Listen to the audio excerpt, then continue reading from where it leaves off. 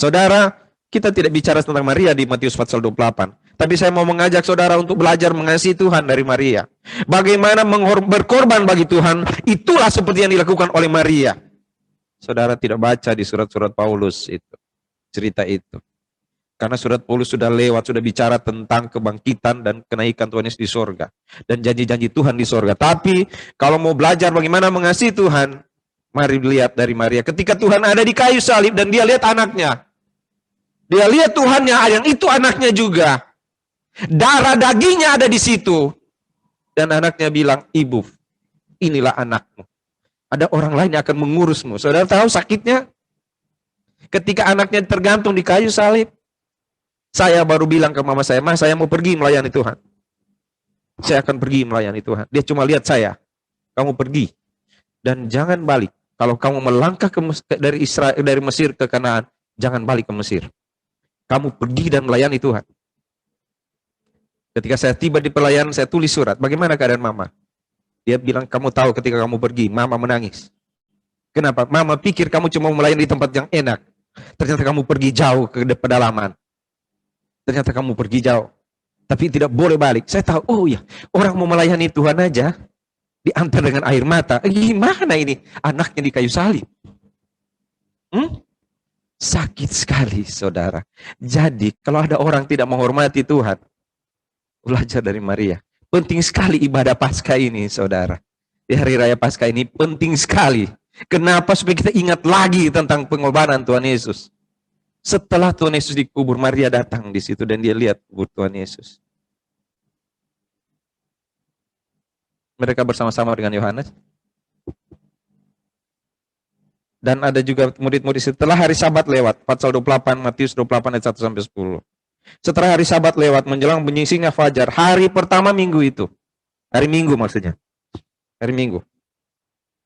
Pergilah Maria Magdalena dan Maria yang lain menengok kubur itu. Terjadi gempa bumi. Lihat, sebab seorang malaikat Tuhan turun dari langit dan datang ke batu itu dan menggulingkannya lalu duduk di atasnya. Wajahnya bagaikan kilat dan pakaiannya putih bagaikan salju. Dan penjaga-penjaga itu gentar ketakutan dan menjadi seperti orang-orang mati.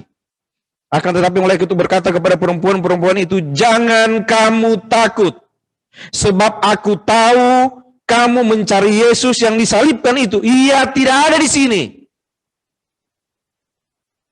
Sebab dia telah bangkit sama seperti yang telah dikatakannya. Mari, lihatlah tempat ia berbaring. Dan segera telah bangkit dari antara orang mati. Ia mendahului kamu ke Galilea. Di sana kamu akan melihat dia. Sesungguhnya aku telah mengatakannya kepadamu." Saudara yang kekasih dalam Tuhan Yesus, saya bercerita tentang Maria. Lalu sekarang kita lihat tentang orang-orang yang dikasihi oleh Tuhan Yesus. Bukan hanya Maria, tetapi orang-orang lain. Maria yang lain juga ada di situ. Mereka mengasihi Tuhan Yesus. Tapi ada satu yang membuat mereka sakit. Ketika Tuhan mati, mereka sedih karena kemarin mereka nggak bisa bawa rempah-rempah. Pagi ini mereka datang, kemarinnya Sabat itu, mereka datang untuk situ ke Tuhan, bertemu, melihat keadaan Tuhan Yesus. Mereka nggak ketemu. Tidak ada Tuhan Yesus. Mereka mengasihi Tuhan sampai mati. Perempuan-perempuan. Saya selalu, kenapa saya cerita Maria? Kenapa saya baca di Alkitab ini tentang perempuan-perempuan?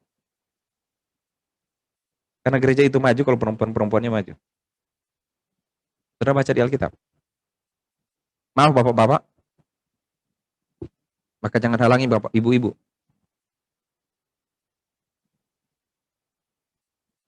Perempuan-perempuan itu mengasihi Tuhan Yesus sampai mati. Sampai Tuhan Yesus dikubur. Mereka datang. Saudara tahu nggak, kalau orang sudah mati biasanya kan gitu ya. Kalau sudah mati kita sudah hilang harapan ya. Mau minta apa lagi ke dia? Waktu dia hidup kita lapar. Setelah Lazarus mati, Maria dan Marta bilang, kalau Tuhan ada, adik saya nggak mati, saudara saya tidak mati. Ketika orang-orang lapar datang pada Tuhan. Ketika ada orang sakit datang pada Tuhan, sekarang sudah mati. Mau datang dapat apa, saudara? Hah? Mau datang mendapatkan apa? Mau menerima apa? Berbalik ya dengan kita ya. Kalau kita datang pada Tuhan untuk mendapatkan apa-apa, itu pada waktu Yesus masih, itu perbuatan-perbuatan orang pada waktu Yesus masih hidup. Setiap datang minta sesuatu. Tuhan sembuhkan aku, Tuhan inikan aku, Tuhan berkati aku, Tuhan ini aku. Ini perempuan-perempuan ini datang meminta apa ya? Kan Yesus sudah mati. Tapi mereka tetap mengasihi Tuhan. Bagus banget ya kira-kira kalau kita seperti itu ya. Itu kalau kita datang pada Tuhan bukan meminta apa. Bukan mau minta apa-apa. Ya. Mereka nggak tahu kan. Mereka lupa kan sebenarnya. Yaitu bahwa Tuhan pernah bilang pada mereka, anak manusia akan mati, tapi akan bangkit. Tapi pada saat sedih biasanya kita suka lupa. Bukankah seperti itu kita?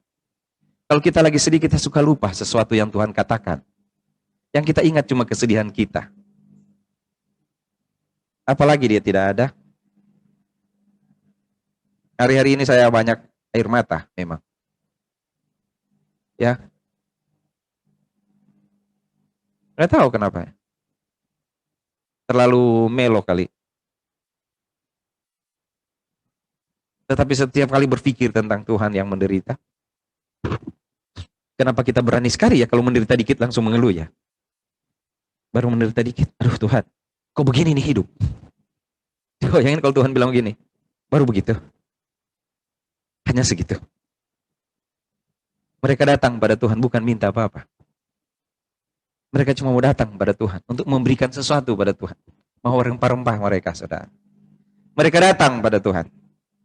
Mereka datang pada Tuhan. Memberikan sesuatu. Tetapi kasih yang kuat itu diingatkan oleh malaikat. Malaikat bilang, janganlah kamu takut. Aku tahu kamu mencari Yesus yang disalib itu. Bukan Yesus yang lain. Ada Yesus yang disalib. Banyak kali Yesus ya saudara. Banyak Yesus.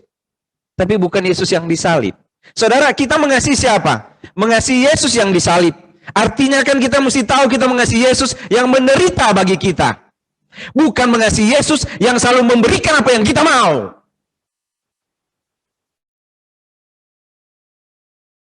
Mengasihi Yesus, menderita kan? Itu yang kamu cari kan? Yesus yang menderita kan yang kamu cari? Bukan Yesus yang memberi makan 5.000 orang, bukan Yesus yang membangkitkan orang mati, bukan Yesus yang membuat mujizat, bukan itu kan yang kamu cari? Kamu cari Yesus yang disalib itu kan? Dia tidak ada di sini. Tidak ada. Sebab ia telah bangkit. Yesus yang menderita itu sudah bangkit. Sudah bangkit. Yang dimaksud di situ adalah dia tidak ada di antara orang-orang mati. Dia tidak ada di kuburan. Dia tidak ada di tempat yang orang semua takut menuju ke situ. Dia tidak ada di situ. Dia tidak ada di alam maut. Tidak ada. Kenapa? Lalu mereka pergi dari kubur itu dengan takut dan sukacita yang besar dan berlari cepat-cepat untuk memberitahukannya kepada murid-murid Yesus. Tiba-tiba berjumpa dengan Yesus. Itu ayat 9.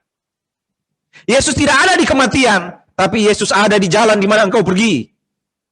Yesus tidak ada lagi di kematian, tapi Yesus ada di jalan menunggu engkau di sana. Dia ada di sana, bukan lagi hanya memberi roti. Dikatakan kepada murid-murid ini, kepada perempuan-perempuan ini. Jadi beda antara takutnya murid-murid, perempuan-perempuan ini, dan takutnya para penjaga. Penjaga takut, lari, tapi pegang duit. Lalu cerita kemana-mana, Yesus nggak bangkit.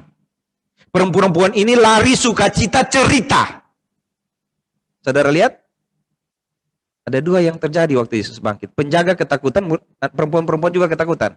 Tetapi, penjaga-penjaga yang ketakutan itu lari pegang duit, karena kan mereka dibayar untuk jaga. Lalu cerita bilang nggak bangkit ya. Kamu bilang nggak bangkit ya. Ya, dibayar kan itu. Fatsal ayat 62 sampai 66 itu kan. Dibayar mereka kan. Jadi ada orang yang Yesus bangkit lalu terima bayaran. Tapi ada orang yang Yesus bangkit lari dengan sukacita dan cerita kepada orang lain. Itulah mental orang-orang percaya. Yesus mati dan bangkit, lari takut karena saya harus cerita tapi dengan sukacita. Takut ini artinya meluap-luap. Wow. Sampai kok begini ya. Lalu dia cerita. Nanti bisa tanya ke Flo itu. Sekarang kita cerita ke Flo. Flo, Tuhan Yesus mati dan bangkit. Jangan takut. Kita nggak akan kehilangan Tuhan Yesus. Tuhan Yesus tidak ada di kubur sekarang. Nggak ada dia. Tidak ada di kubur. Tidak ada. Tapi dia ada di jalan di mana engkau mau pergi. Sebelum engkau tiba di satu tempat, dia sudah ada di sana. Bahkan dia bilang, aku pergi menyediakan tempat bagimu di sorga. Jangan takut. Jangan takut. Ya. COVID ini udah setahun loh. Pasti kita masih takut. Tapi kita nggak boleh takut kalau kita berpikir ada Tuhan. Tuhan ada.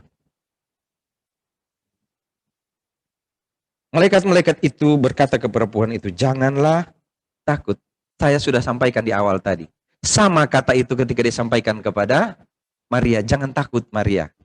Malaikat selalu berada bersama-sama Maria. Malaikat menjaga pelayanan Tuhan Yesus, tapi mereka harus menahan diri karena tuannya itu harus menderita. Lalu mereka turun dan membuka kubur. Apakah nanti dibuka batu itu baru Yesus keluar? Tidak. Yesus sudah di luar. Mereka buka batu itu supaya orang boleh buktikan memang nggak ada. Karena Yesus, itu yang sudah saya khotbahkan minggu hari Rabu, Jumat, aku memberi dan mengambilnya kembali. Saudara boleh baca itu di Yohanes pasal 10, waktu khotbah hari Jumat. Aku berkuasa memberinya nyawaku dan berkuasa mengambilnya kembali. Yesus keluar dari kubur. Lazarus, Tuhan bilang, Lazarus keluar. Yesus di luar, Lazarus keluar. Yesus di kubur, dia keluar dari kubur. Kamu mau tahu dia keluar dari kubur? Kamu lihat, nggak ada dia. Tidak ada. Jangan kamu takut. Ada di mana dia? Kemarin ada di mana dia? Hari Jumat dia meninggal, mati. Hari Sabtu dia tenang. Orang Israel tenang, semua ibadah, murid-murid yang sedih. Orang Israel bangga sekali punya Tuhan. Mati itu penyesat. Kita nggak dengar lagi suaranya. Itu hari Sabat. Bait Allah tenang. Ya. Walaupun ada ketakutan karena runtuh itu tirai. Situ, ya. Tapi sudah tidak ada tuh penyesat itu. Hari Sabtu itu, hari Sabat. Mereka tenang. Hari Minggu gempa bumi. Bumi tidak dapat menahan tubuh Yesus. Ya, tidak dapat. Artinya saudara, dunia ini tempat yang saya pijak ini tidak dapat menahan Yesus. Kalau dunia ini tidak dapat menahan Yesus, maka selama kita berpijak di dunia ini, dia tidak berkuasa menahan kita. Karena kita ada di dalam Yesus. Karena kita ada di dalam Yesus, dunia yang tempat kita pijak ini satu kali akan hancur. 2 Petrus 3 ayat 10, hancur semua. Tapi kita ada di tangan Tuhan. Jangan takut.